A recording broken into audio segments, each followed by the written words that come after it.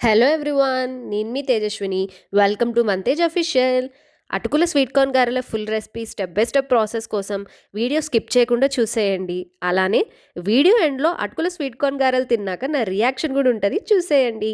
First అయితే ఇప్పుడు మనకు కావాల్సిన ఇంగ్రీడియంట్స్ ఏంటో చూసేద్దామండి.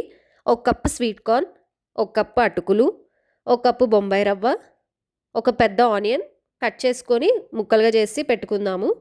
సో 2 మిర్చి, కొంచెం కొత్తిమీర, ఒక స్పూన్ జీలకర్ర. ఇప్పుడు మనం అటుకుల్ని 2-3 సార్లు నీట్గా వాష్ చేసుకొని మనం నానబెట్టుకుందామండి ఒక 10 నిమిషాలు. సో నానబెట్టుకున్న అటుకుల్ని మనం మిక్సీలో వేసేసుకుందాము. అందులోనే మనం ఒక కప్పు బొంబాయి రవ్వ, తర్వాత ఒక హాఫ్ కప్పు పెరుగు అయితే వేసేసుకుందాము. సో ఇది మిక్సీ పట్టిన మిశ్రమం అండి. సో ఒక బౌల్లోకి తీసేసుకుందాము.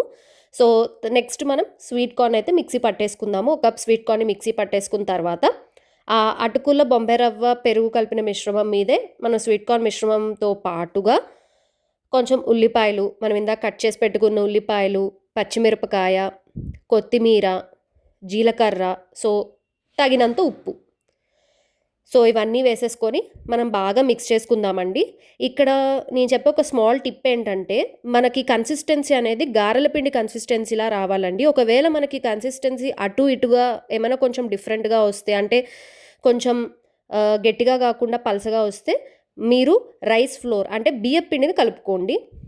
అండ్ ఇక్కడైతే మనము గారెల్లాగా చేసేసి సేమ్ ఆయిల్లో వేసుకొని ఫ్రై చేసుకున్న తర్వాత చూస్తే వేడి వేడి అటుకుల స్వీట్ కార్న్ గారెలు రెడీ అండి. ఇన్స్టాంట్ రెసిపీ, చిన్నపిల్లల నుంచి పెద్దవాళ్ళ దాకా ఈవినింగ్ స్నాక్స్గా ఇష్టంగా తింటారండి.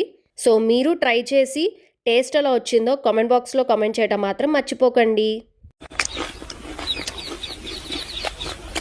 అబ్బా సూపర్గా ఉందండి.